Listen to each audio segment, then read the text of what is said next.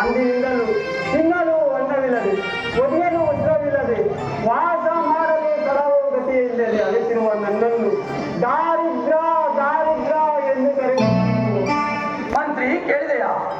ಆ ಪರಮಾತ್ಮನು ಈ ಪ್ರಪಂಚದಲ್ಲಿ ಸೃಷ್ಟಿ ಮಾಡಿರ್ತಕ್ಕಂಥ ಆ ಪರಮಾತ್ಮನು ಎಲ್ಲರನ್ನು ಒಂದೇ ಸಮನಾಗಿ ಏಕೆ ಇಡಬಾರದಾಗಿತ್ತು ಮಂತ್ರಿ. ಅಯ್ಯೋ ಪಾಪ, ಈ ಮಕ್ಕಳನ್ನು ನೋಡಿದರೆ ನನಗೆ ಬಹಳ ಸಂಕಟವಾಗುತ್ತಿರುವುದು. ಮಂತ್ರಿ ಅಂದ್ರ ನಮ್ಮ ಅರಮನೆಗೆ ಕರೆದುಕೊಂಡು ಹೋಗಿ ಊಟ ಭೋಜನವನ್ನು ಮಾಡಿಸಿ ಕರೆದುಕೊಂಡು ಬಾ ಮಂತ್ರಿ.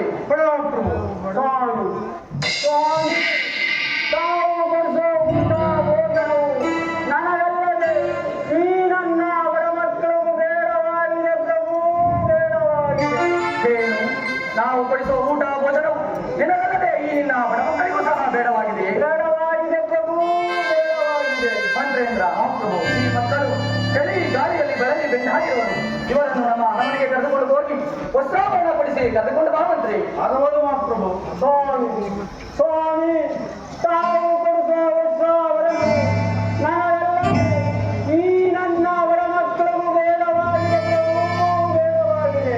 ಏನು ಹೇಳು, ನಾವು ಕೊಡಿಸುವ ವಸ್ತ್ರಾಭರಣವು ನಿನಗಲ್ಲದೆ ಈ ನಿನ್ನ ಬಡ ಮಕ್ಕಳಿಗೂ ಸಹ ಬೇಡವಾಗಿದೆ. ಬೇಡವಾಗಿದೆ ಪ್ರಭು, ಬೇಡವಾಗಿದೆ. ಮಂತ್ರೇಂದ್ರ ನಮ್ಮ ಅರಮನೆಯಿಂದ ಅಷ್ಟ ದ್ರವ್ಯವನ್ನು ತಂದು ಇದನ್ನ ಕೈಯಲ್ಲಿ ಕೊಡುವನಾಗು. ಆಗಬಹುದು ಮಹಾಪ್ರಭು. ಸ್ವಾಮಿ ಸ್ವಾಮಿ, ತಾವು ಕೊಡಿಸುವ ದ್ರವ್ಯವನ್ನು ಬಚ್ಚಿಟ್ಟಿ ಕೊಡಲು ನನ್ನ ಬಳಿ ಸ್ವಲ್ಪ ಸ್ಥಳವೂ ಗತಿಯಿಲ್ಲ ಪ್ರಭು, ಗತಿಯಿಲ್ಲ.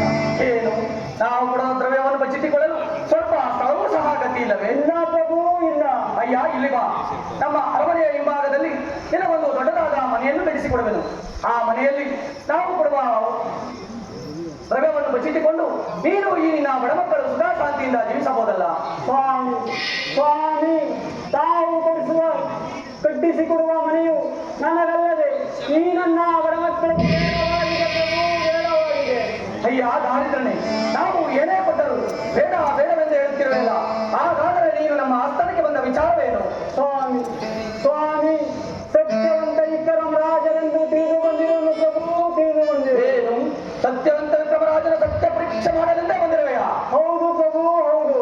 ಮಂತ್ರೇಂದ್ರ ಈತನ ಹಾಡುತ್ತಿರುವ ಮಾತುಗಳನ್ನು ಕೇಳಿದರೆ ನನ್ನ ತಲೆ ಗೊತ್ತುಗುತ್ತಿರುವುದಲ್ಲ, ಕಾರಣವೇನಿಲ್ಲ. ಹೌದು ಮಂತ್ರಿ. ಏನು ಸಂಶಯ ಇರಬಹುದು? ಅಯ್ಯ ದಾರಿದ್ರನೇ, ಹಾಗಾದರೆ ನಿನ್ ಮುಂದಿನ ವಿಚಾರವನ್ನು ತಿಳಿಸು. ಸ್ವಾಮಿ ಸ್ವಾಮಿ, ಮಹಾರಾಜರವರು ನೀವು ನನಗೆ ದರಭಾಷೆಯನ್ನು ಕೊಟ್ಟರೆ ಅನಂತರ ವಿಚಾರವನ್ನು ಹೇಳುವೆನು. ಏನು ಬಡವನಾದ ನಿನಗೆ ನನ್ನಿಂದ ಗರ್ಭಾಸೆಯೇ? ಹೌದು ಪ್ರಭು, ಹೌದು. ಮಂತ್ರೇಂದ್ರ ಈತನ ಹಾಡುತ್ತಿರುವ ಮಾತುಗಳನ್ನು ಕೇಳಿದರೆ ನನ್ನ ತಲೆ ಗೊತ್ತುಗುತ್ತಿರುವುದಲ್ಲ, ಕಾರಣವೇನಿರಬಹುದು ಮಂತ್ರಿ. ಏನು ಸಂಶಯ ಇರಬಹುದು? ಏನು ಸಂಶಯವೇ? ಆ ಸಂಶಯ ನಮ್ಮನ್ನು ಏನು ಮಾಡಬಲ್ಲದು? ಭ್ರಾಂತಿಯನ್ನು ಬಿಡು. ಅಯ್ಯ, ನಿನ್ನ ಮಾತಿಗೆ ಸಂಬಂಧಿಸದೆ ಇದ್ದರೂ ಇರಬಹುದಾಗಿತ್ತು. ಈ ಮಕ್ಕಳನ್ನು ನೋಡಿದರೆ ನನಗೆ ಬಹಳ ಸಂಕಟವಾಗುತ್ತಿರುವುದು. ನಿನ್ನ ವಾಕ್ಯ ಪ್ರತ್ಯುತ್ತರವಿಲ್ಲ, ಅದೇನು ತಿಳಿಯಿತು. ಸ್ವಾಮಿ ಸ್ವಾಮಿ, ನನ್ನ ದಾರಿದ್ರ್ಯವನ್ನು ದಾನವಾಗಿ ತೆಗೆದುಕೊಳ್ಳಬೇಕೆಂದು ಕೇಳಿಕೊಳ್ಳುವುದು ಪ್ರಭು. ಏನು ನಿನ್ನ ದಾರಿದ್ರ್ಯವನ್ನು ನಾನು ದಾನವಾಗಿ ತೆಗೆದುಕೊಳ್ಳಬೇಕೆ? ಹೌದು ಪ್ರಭು, ಹೌದು. ಮಂತ್ರೇಂದ್ರ ದಾರಿದ್ರ್ಯವನ್ನು ದಾನವಾಗಿ ತೆಗೆದುಕೊಳ್ಳುತ್ತೇನೆಂದು ಪ್ರಮಾಣವನ್ನೇ ಮಾಡಿರುವೆನು. ಮುಂದೇನು ಮಾಡುವುದು ಮಂತ್ರಿ? ಮಹಾಪ್ರಭು, ದರಭಾಷೆಯನ್ನು ಕೊಟ್ಟ ಮೇಲೆ ಉಳಿದಂತೆ ನಡೆಯಬೇಕಲ್ಲವೇ? ನಿಜ ಮಂತ್ರಿ, ನಿನ್ನ ಮಾತು ಪರಮ ಸತ್ಯ. ಅಯ್ಯ ದಾರಿದ್ರ್ಯನೇ, ಒಂದು ಪಾತ್ರೆಯಲ್ಲಿ ಸ್ವಲ್ಪ ರಂಗೋದಕವನ್ನು ತರಿಸಿ ನಿನ್ನ ದಾರಿದ್ರ್ಯವನ್ನು ದಾನವಾಗಿಯೇ ಎರೆ. ಸ್ವಾಮಿ ಸ್ವಾಮಿ, ನನ್ನ ಬಳಿ ಗಂಗೋದಕವನ್ನು ತರಲು ನನ್ನ ಬಳಿ ಪಾತ್ರೆಯೂ ಸಹ ಇಲ್ಲ. ಒಂದು ಮಣ್ಣಿನ ಮಡಕೆ ಇಟ್ಟು 3 ತೋಪುವಾಗಿ ಹೊಡೆದಿರುವುದು ನೋಡಿ ಪ್ರಭು, ನೋಡಿ. ಏನು ರಂಗೋದಕವನ್ನು ತರಲು ನಿನ್ನ ಬಳಿ ಒಂದು ಪಾತ್ರೆಯೂ ಸಹ ಗತಿ ಇಲ್ಲವೇ? ಇಲ್ಲ ಪ್ರಭು, ಇಲ್ಲ. ಅಯ್ಯೋ ಪಾಪ. ಮಂತ್ರೇಂದ್ರ ನಮ್ಮ ಅರಮನೆಯಿಂದ ಒಂದು ಪಾತ್ರೆಯಲ್ಲಿ ರಂಗೋದಕವನ್ನು ತರಿಸಿ ಈತನ ಕೈಯಲ್ಲಿ ಕೊಡುವನಾಗು. ಆಗಬಹುದು ಮಹಾಪ್ರಭು. ನಮ್ಮ ಅರಮನೆಯಿಂದ ಒಂದು ಪಾತ್ರೆಯಲ್ಲಿ ಸ್ವಲ್ಪ ಗಂಗೋದಕವನ್ನು ಬರಬಾರಿ.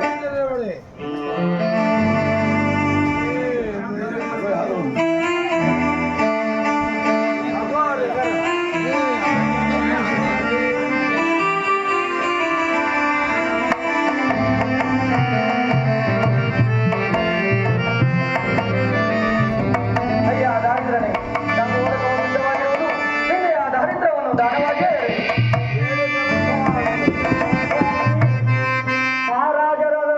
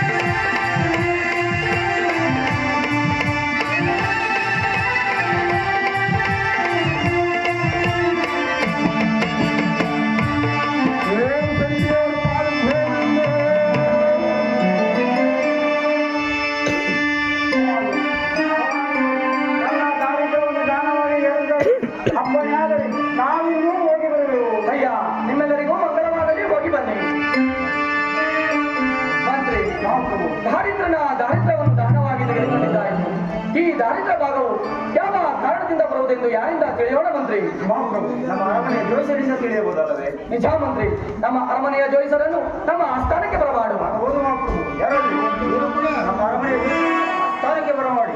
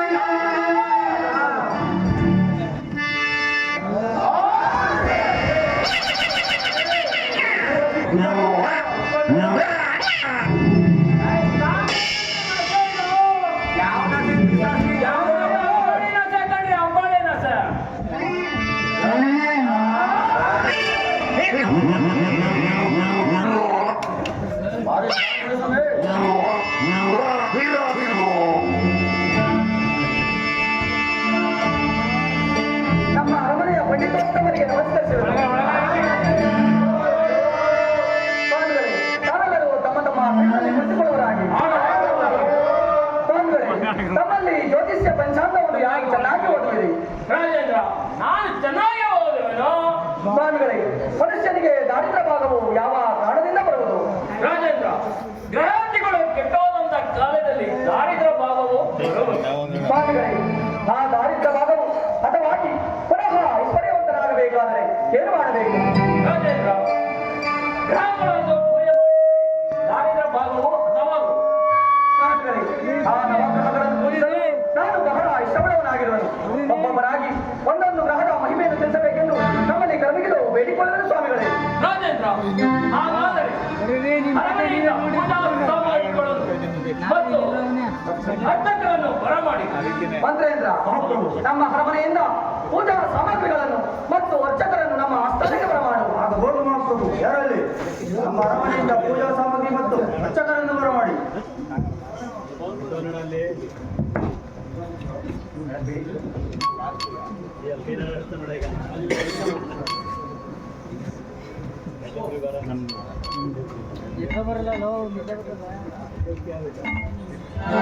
ಸ್ವಾಮಿಗಳೇ, ಪೂಜಾ ಸಾಮಗ್ರಿಗಳು ಮತ್ತು ಅರ್ಚಕರು ಸಿದ್ಧವಾಗಿರುವರು. ಒಬ್ಬೊಬ್ಬರಾಗಿ ಒಂದೊಂದು ಗ್ರಹದ ಮಹಿಮೆಯನ್ನು ತಿಳಿಸಬೇಕೆಂದು ಕರ್ಮಿಗಳು ಬೇಡಿಕೊಳ್ಳುವೆನು. ರಾಜೇಂದ್ರ, ಸೂರ್ಯನೆಂಬ ಗ್ರಹವು ಬಹಳ ಶ್ರೇಷ್ಠವಾದವು. ಅವರನ್ನು ಭಕ್ತಿಯಿಂದ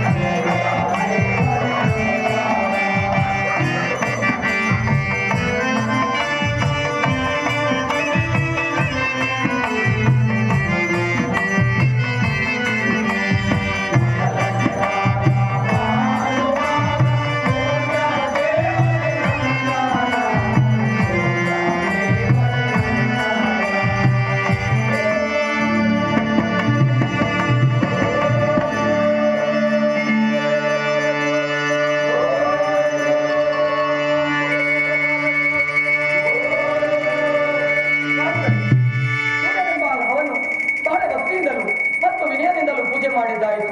ಮುಂದಿನ ಗ್ರಹದ ಮಹಿಮೆಯನ್ನು ತಿಳಿಸಬೇಕೆಂದು ತಮಗಿದು ಬೇಡಿಕೊಳ್ಳುವ ಸ್ವಾಮಿಗಳೇ. ಸೂರ್ಯ ದೇವರಿಗಿಂತಲೂ ಚಂದ್ರದೇವರು ಮಹಾ ಶ್ರೇಷ್ಠವಾದವರು, ಭಕ್ತಿಯಿಂದಲೂ ವಿನಯದಿಂದಲೂ ಪೂಜೆಯನ್ನು ಮಾಡುವರಾಗಿ. ಹಾಗೆ ಸ್ವಾಮಿಗಳೇ.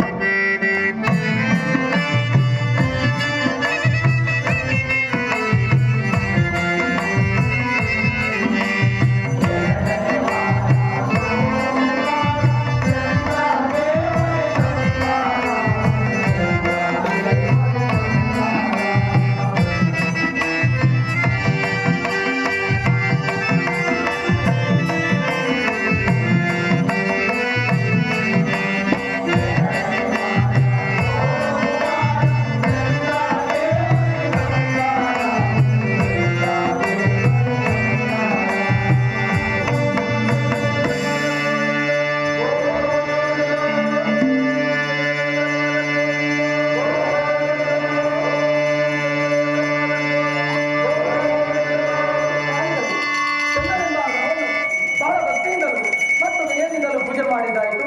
ಮುಂದಿನ ಗ್ರಹದ ವಿಚಾರವನ್ನು ತಿಳಿಸುವರಾಗಿ. ಮಹಾರಾಜ, ಚಂದ್ರದೇವರಿಗಿಂತಲೂ ಮಂಗಳ ದೇವರು ಬಹಳ ಶ್ರೇಷ್ಠವಾದವರು.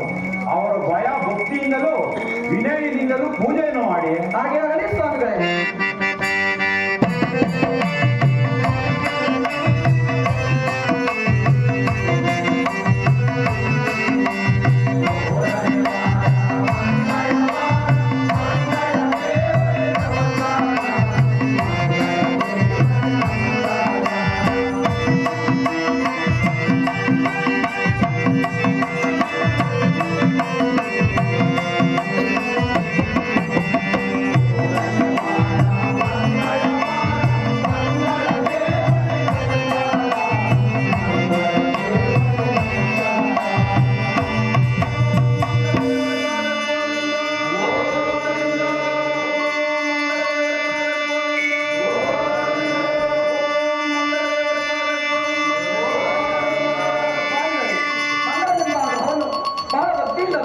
ಮತ್ತು ವಿನಯದಿಂದಲೂ ಪೂಜೆ ಮಾಡಿದ್ದಾಯಿತು. ಮುಂದಿನ ಗ್ರಹದ ವಿಚಾರವನ್ನು ತಿಳಿಸುವರಾಗಿ.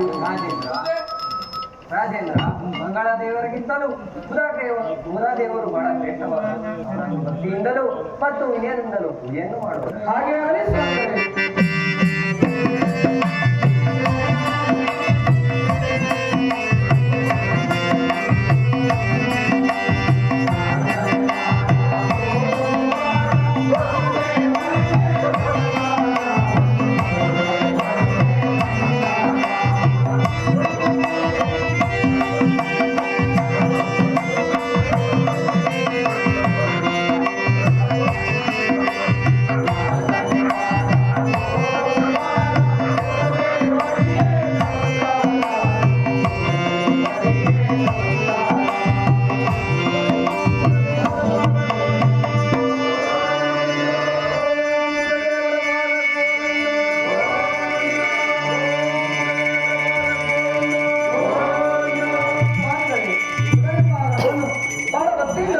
ಮತ್ತು ವಿನಯದಿಂದಲೂ ಪೂಜೆ ಮಾಡಿದ್ದಾಯಿತು. ಮುಂದಿನ ಗ್ರಹದ ವಿಚಾರವನ್ನು ತಿಳಿಸುವರಾಗಿ. ರಾಜೇಂದ್ರ, ಬುಧು ದೇವರಿಗಿಂತಲೂ ಗುರು ದೇವರು ಶ್ರೇಷ್ಠವಾದವರು. ಅವರನ್ನು ಭಕ್ತಿಯಿಂದಲೂ ವಿನಯದಿಂದಲೂ ಪೂಜೆಯನ್ನು ಮಾಡುವರಾಗಿ. ಹಾಗೆ ಆಗಲಿ ಸ್ವಾಮಿಗಳೇ.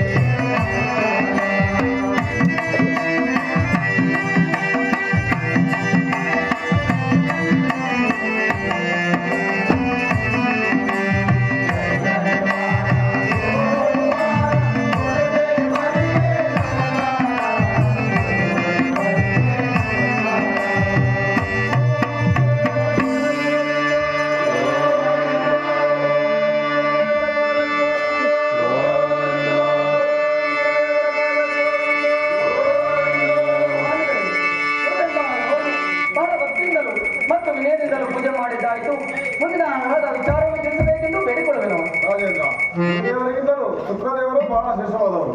ಅವರನ್ನು ವಿನಯದಿಂದಲೂ ಭಕ್ತಿಯಿಂದಲೂ ಪೂಜೆಯನ್ನು ಮಾಡಿ. ಹಾಗೆ ಆಗಲಿ ಸ್ವಾಮಿಗಳೇ.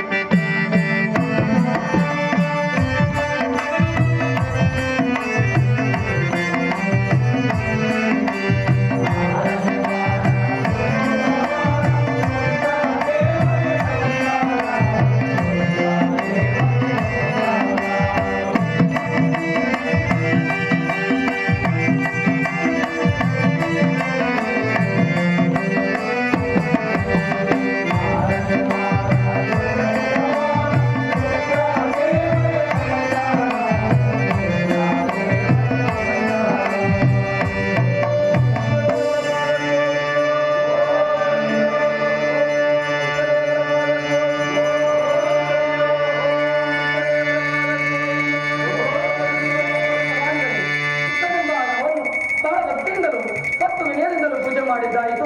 ಮುಂದಿನ ಗ್ರಹದ ಮಹಿಮೆಯನ್ನು ತಿಳಿಸಬೇಕೆಂದು ಬೇಡಿಕೊಳ್ಳಬೇಕು. ಮಹಾರಾಜ ರಾಹು ಕೇತುಗಳು ಇರುವವು. ಭಕ್ತಿಯಿಂದಲೂ ಪೂಜೆಯನ್ನು ಮಾಡಿ. ಹಾಗೆ ಆಗಲಿ ಸ್ವಾಮಿಗಳೇ.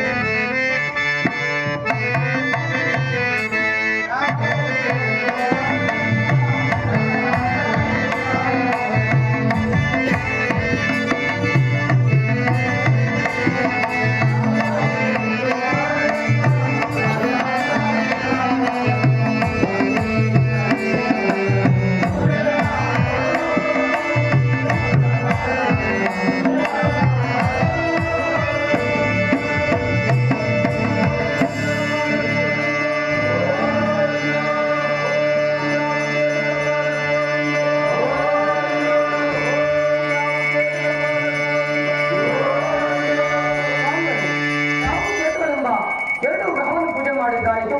ಮುಂದಿನ ಗ್ರಹದ ವಿಚಾರವನ್ನು ತಿಳಿಸಬೇಕೆಂದು ಬೇಡಿಕೊಳ್ಳಬೇಕು. ರಾಜೇಂದ್ರ, ಎಲ್ಲಾ ಗ್ರಹಗಳಿಗಿಂತಲೂ ಶ್ರೇಷ್ಠವಾದ ಒಂದು ಗ್ರಹವಿರುವುದು. ಅಬ್ಬಬ್ಬ, ಅವರ ವಿಚಾರವನ್ನು ಹೇಳಲು ನನ್ನ ಮೈಯೆಲ್ಲ ಗಡಗಡನೆ. ಏನು ಸ್ವಾಮಿ, ಇಲ್ಲಿಯವರೆಗೂ 8 ಗ್ರಹಗಳನ್ನು ಪೂಜೆ ಮಾಡಿ ಅದೊಂದು ಗ್ರಹವನ್ನು ಬಿಡುವುದು.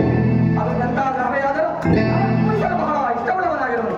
ಆತನ ಮಹಿಮೆಯನ್ನು ತಿಳಿಸಬೇಕೆಂದು ನಾವು ಇದು ಬೇಡಿಕೊಳ್ಳುವ ಸ್ವಾಮಿಗಳೇ. ರಾಜೇಂದ್ರ, ಹಾಗಾದರೆ ಶನಿ ಎಂಬ ಗ್ರಹವನ್ನು ಭಕ್ತಿಯಿಂದ ಮತ್ತು ವಿನಯದಿಂದಲೂ ಪೂಜೆಯನ್ನು ಮಾಡುವರು. ಹಾಗಾಗಲಿ ಸ್ವಾಮಿಗಳೇ. ಅನಂತರ ಆತನ ವಿಚಾರವನ್ನು ಹೇಳಬೇಕು.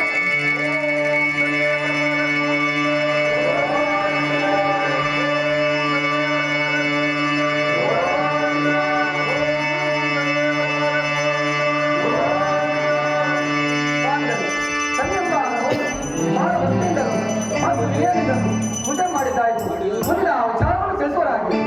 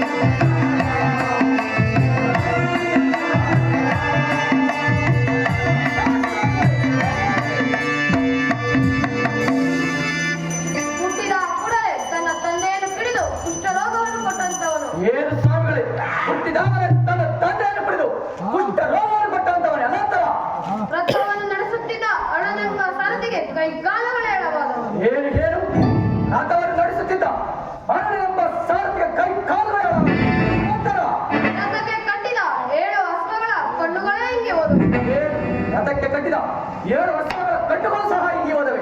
ಅನಂತರ ಅಂತಹ ಮಹಾನುಭಾವನನ್ನು ಭಕ್ತಿಯಿಂದಲೂ ಮತ್ತು ವಿನಯದಿಂದಲೂ ಪೂಜೆಯನ್ನು ಮಾಡುವರಾಗಿ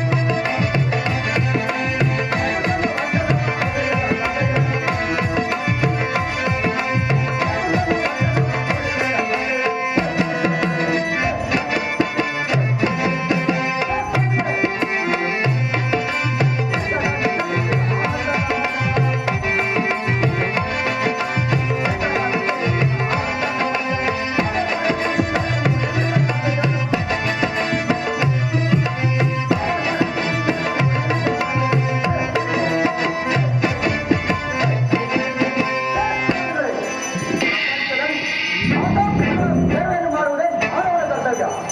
ಹೀಗಿರುವಾಗ ಹುಟ್ಟಿದವನೇ ತನ್ನ ತಂದೆಯನ್ನು ಹಿಡಿದು ಪುತ್ರ ರೋಗವನ್ನು ಕೊಟ್ಟಂತವನನ್ನು ನೀವು ಎಂತ ಅವಿವೇಕಿಗಳಾದ ಬ್ರಾಹ್ಮಣರು. ನೀವು ಮಾಡಿದ ತಪ್ಪಿಗಾಗಿ ನಿಮ್ಮನ್ನ ಕೆಳವರಿಸಿ ನಿಮ್ಮ ಬಾಯನ್ನು ಮುಖಪಡಿಸಿ ಈ ಪುರೋಹಿತರು ಹಾಡುತ್ತಿರುವ ಮಾತುಗಳನ್ನು ಈ ಹೆಚ್ಚಾಗಿ ಈ ರೀತಿ ಮಾತನಾಡುವ ವಿಚಾರವನ್ನು ತಿಳಿಸಿದೆ.